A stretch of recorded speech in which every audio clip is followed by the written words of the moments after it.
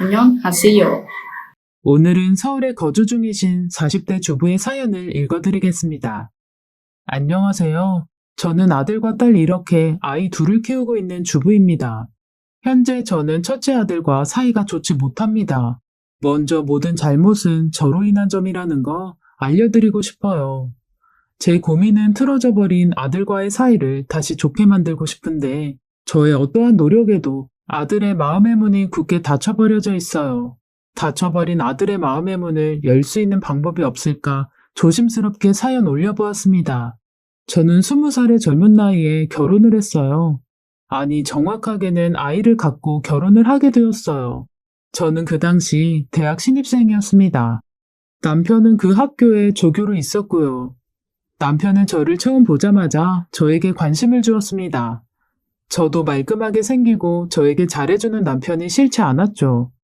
그렇게 저희는 젊은 혈기에 하룻밤을 같이 했고 저는 지금의 첫째 아들을 갖게 되었습니다. 너무 철없고 어렸던 저는 임신이라는 것이 너무 두렵기만 했어요.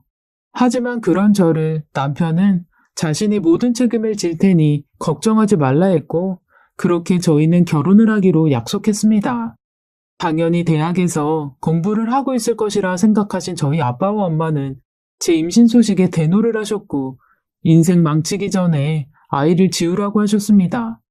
하지만 저는 지금의 남편과 결혼을 하겠다고 우겼고 부모님 몰래 남편과 혼인신고만 하고 같이 동거를 했죠. 그렇게 남편과 동거를 시작하니 처음에는 무척이나 행복했어요. 하지만 시간이 지나 배가 불러오니 저는 대학 생활도 어려웠고 동기들도 뒤에서 수근거리며 마치 제 욕을 하는 것만 같았어요. 무엇보다 제 선택에 화가 많이 나신 저희 부모님도 저에 대한 모든 지원을 끊어 저는 어쩔 수 없이 대학 1년을 다닌 뒤 휴학을 했습니다. 한창 예쁘게 꾸미고 친구들과 캠퍼스 생활을 해야 할 때 점점 불러오는 배를 움켜쥐고 방 한 칸짜리 집에만 있으니 제 자신이 너무 비참해 보였고 매일매일 슬펐습니다. 우울증이 찾아온 거죠. 수입도 남편이 조교 생활을 해서 들어오는 수입이 거의 전부였고 시댁도 여유가 있는 집이 아니라 저희에 대한 지원은 거의 없었습니다. 무엇보다 젊은 제가 임신을 하여 둘이 혼인신고만 하고 동거를 하고 있으니 시댁에서도 저를 곱게 보지 않으셨어요.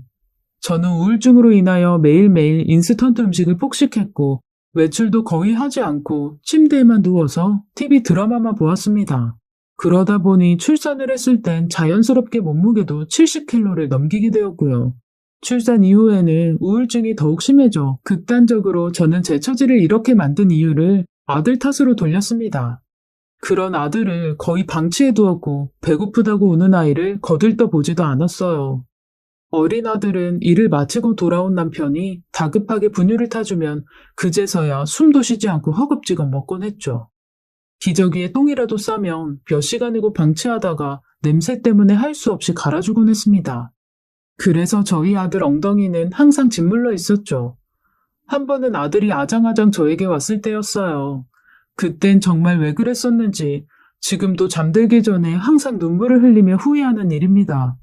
그때 전 제게 자꾸 들러붙는 아들이 짜증났어요. 저는 그런 아들을 발로 밀어 제게서 떨어뜨렸죠. 아이는 너무 쉽게 떨어져 나뒹굴었고 탁자 다리에 부딪혀 그만 입술이 찢어졌습니다.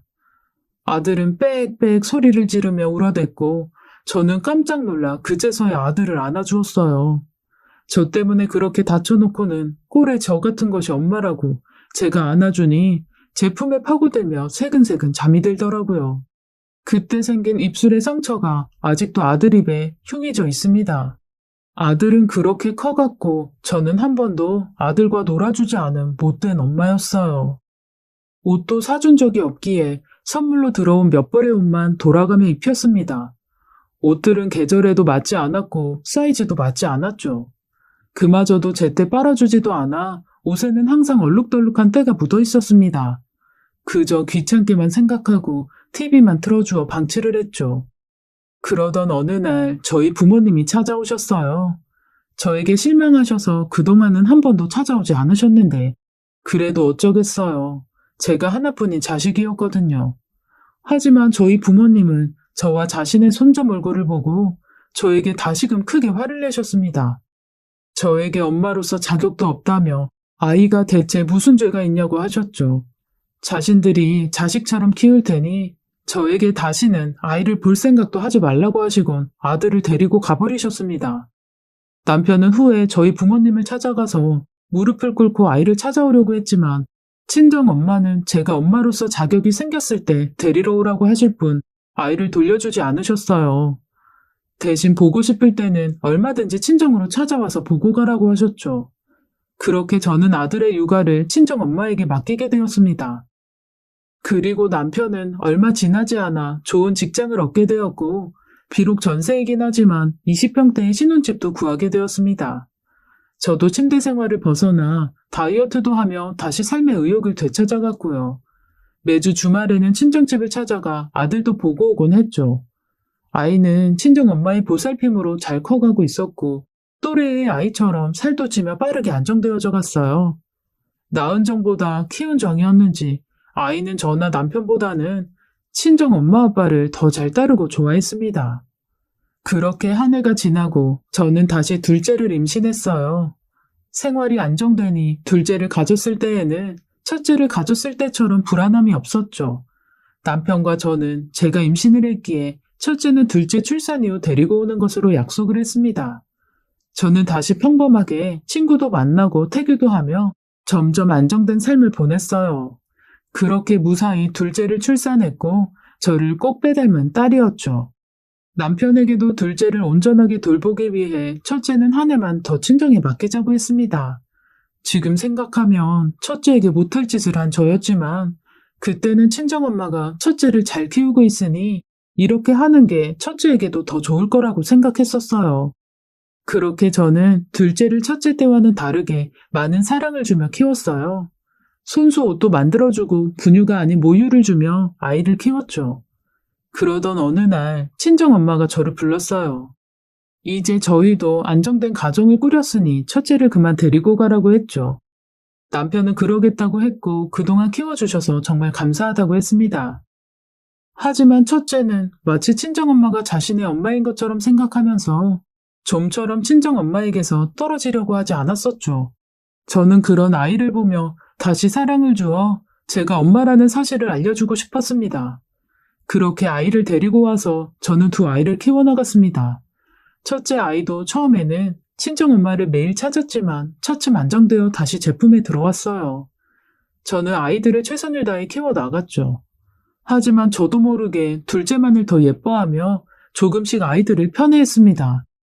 아이들 옷을 사러 가더라도 딸 옷이 더 예쁘다는 이유로 딸 옷만 한가득 샀고 아이들이 장난감을 가지고 놀 때도 첫째에게는 늘 네가 오빠이니 양보하라고 가르쳤습니다. 그럴 때일수록 첫째 아이는 더 저에게 집착을 하며 어떻게 해서든 저를 기쁘게 하기 위해 노력했어요. 딸아이가 어설프게 그린 그림을 저는 기뻐하며 너무 잘 그렸다고 온 집안에 붙여두었고 그 모습을 본 첫째도 매일 그림을 그려 저에게 보여주었죠. 그런 저는 첫째의 마음도 몰라주며 항상 그래 아들도 잘 그렸네 하며 건성으로 그림을 보아주었고 한 번도 첫째의 그림을 집에 붙여준 적이 없었습니다. 그런 저의 둘째를 편애하는 행동은 나날이 점점 더 심해졌어요. 맛있는 반찬을 할 때면 항상 둘째 딸아이 앞으로 몰아주곤 했었습니다. 하지만 둘째 아이는 편식이 심했고 언제나 반찬 투정을 심하게 했죠. 그에 반해 첫째는 주는 대로 다 잘 먹는 아이였어요. 하지만 그 당시 제 눈에는 둘째 아이가 먹어야 할 맛있는 음식을 뺏어 먹는 오빠로뿐이 보이지 않았습니다. 그런 아들이 얄미웠어요. 사실 그저 자기 밥만 잘 먹는 아이였는데 말이죠. 그렇게 저는 점점 더 둘째 아이에게 집착을 하며 둘째를 편애했고 저는 동네에서도 유명한 딸바보 엄마가 되어 있었습니다. 언제나 저는 둘째를 안고 다니는 엄마였고 그 때문에 첫째 아이에겐 손도 잡아주지 못했었죠. 첫째는 항상 제 그림자를 따라다니며 제 뒷모습만 보며 걸어오는 아이였습니다. 그럴 때마다 첫째는 친정엄마 집에 가서는 저에게 받지 못한 사랑을 받고 왔죠. 친정엄마는 그런 저를 따로 불러 편애하지 말고 첫째에게도 정을 나눠주라며 핀잔을 주었고 저는 그럴 때마다 항상 첫째를 불러 엄마가 너한테 못해준 게 뭐 있냐는 식으로 야단을 쳤었던 것 같습니다. 첫째 아이가 사랑을 마음껏 받을 수 있는 곳조차 자주 찾아가지 못하게 했었던 거죠. 첫째는 어려서부터 공부를 잘했습니다. 그에 비해 둘째는 언제나 평균 이하였죠. 언젠가는 한번 초등학교 때 첫째 아이의 담임 선생님이 저를 불러서 이야기를 했습니다. 학교에서 IQ 검사를 했는데 첫째 아이의 IQ가 상당히 높게 나왔다고 하더라고요. 그러곤 저에게 아이를 꼭 좀 신경 쓰셔서 잘 키워달라고 했습니다. 실제로도 아이는 항상 학교에서 시험을 보면 100점을 맞아왔고 언제나 저에게 동그라미가 가득한 시험지를 내밀며 칭찬을 바랬었습니다. 하지만 전 아들의 100점짜리 시험지에 기뻐해 하기보단 딸아이의 3, 40점 시험지에 더 신경이 쓰였습니다. 그러고 언제부터인가 아들도 저에게 높은 점수의 시험지를 보여주지 않았어요. 공부에 흥미를 잃은 것처럼 공부를 하지 않았죠. 그저 친정엄마 집에 저 몰래 자주 갔었고 자고 오는 날도 많았어요. 저도 어느 날부터는 그런 아들을 나무라지 않았습니다. 그렇게 아이들은 커갔고 제게 사랑을 갈구하던 첫째도 점점 저에 대한 사랑을 포기해가는 것 같았어요. 물론 바보 같은 저는 그때 그런 걸 알 수 없었어요. 그저 딸만 바라보며 사는 딸바보 엄마였으니깐요. 그러던 어느 날 첫째가 고등학생일 때였어요. 저희 친정엄마가 간암으로 돌아가셨습니다. 저에게도 너무 슬픈 일이었죠. 하지만 첫째 아들은 저보다 더 큰 충격을 받고 슬픔이 크게 찾아왔었나 봐요. 장례를 다 마치고도 몇 날 며칠을 학교도 가지 않고 방 안에서도 나오지 않고 먹지도 마시지도 않고 울기만 했습니다. 아마 그때부터였던 것 같아요. 첫째는 정말 급격하게 말수가 적어졌어요. 정말 필요한 말, 아니 꼭 필요한 대답 외에는 어떤 말도 하지 않았죠. 그런 첫째가 걱정이 되었지만 달리 제가 해줄 수 있는 것이 없었습니다. 둘째는 커가면서 점점 나쁜 쪽으로 물들어갔어요. 조금씩 나쁜 친구들을 사귀더니 급기야 고등학교 들어가서는 가출까지 하는 일이 생겼습니다. 나쁜 친구들과 어울려 담배를 피우는 것인지 교복에서는 언제나 희미하게 담배 냄새가 나곤 했죠. 매일매일 큰돈을 용돈으로 달라고 떼를 부렸고 언제나 새로운 화장품을 사오곤 했습니다. 둘째는 점점 더 제 말을 듣지도 않았죠. 하지만 첫째는 둘째와 다르게 친정엄마가 돌아가신 이후에는 친구들과 잘 어울리지도 않고 오직 공부만 했습니다. 그러곤 시험을 볼 때라면 언제나 전교 5등 안에 들어가곤 했어요. 저는 공부를 잘하는 아들에게 도움을 주고 싶었고 학원 등을 보내준다고 했지만 아들은 그런 저에게 집에서 그냥 공부할게요. 저에게 돈 쓰지 말아주세요. 라고 했습니다. 첫째는 참고서를 살 용돈조차도 거부를 했고 가끔 주말에 알바를 하며 부족한 용돈을 채워 사용했죠. 안녕하세요. 제가 그런 아들이 안쓰러워 용돈을 주기라도 하면 제 가방에 다시 돈을 넣어두었습니다. 그렇게 첫째는 저의 도움을 모두 거부하고 수능을 보았어요. 성적은 정말 좋게 나왔어요. 학교에서는 첫째가 가고 싶은 대학은 어디든 갈 수 있을 것이라고 말했죠. 남편과 저는 그제서야 첫째가 어느 대학을 가고 싶어 하는지 물어보았습니다. 남편은 첫째에게 경영을 배워 큰 회사를 차려보라고 했고 저는 그보다는 법대를 진학해 사법고시를 준비해보는 것이 어떠냐고 했어요. 고시를 준비하는 동안에 금전적인 것은 제가 모두 풍족하게 지원해줄 수 있다고 했죠. 왠지 첫째 정도라면 충분히 사법고시도 합격할 것 같았거든요. 하지만 첫째는 자신은 의사가 되고 싶고 의대를 지원할 것이라고 했습니다. 남편이 왜 의사가 되고 싶은지 물었고 첫째는 제가 생각지 못한 대답을 했죠. 의사가 되어 돌아가신 제 친정엄마처럼 아픈 사람을 고쳐주고 싶다고 했어요. 그 말에 저희 부부는 안방으로 들어와 그동안 첫째 아들에게 너무 무심했던 점을 생각하며 눈물을 흘릴 수밖에 없었습니다. 그렇게 오랫동안 혼자서 할머니의 죽음을 가슴에 품고 살았더라고요. 첫째 아들에게 낳아준 엄마는 저지만 사랑을 주고 키워준 사람은 제가 아니라 외할머니였던 거였습니다. 그제서야 제가 아들에게 얼마나 큰 잘못과 상처를 줬는지 되돌아보게 되었어요. 엄마로서 정말 자격이 없었던 거죠. 그날 이후 저는 아들과의 사이를 다시 회복하기 위해 무던히 노력했어요. 하지만 아들은 어떠한 답도 제게 주지 않았죠. 저를 받아주기엔 그동안 제가 아들을 너무 외면했었습니다.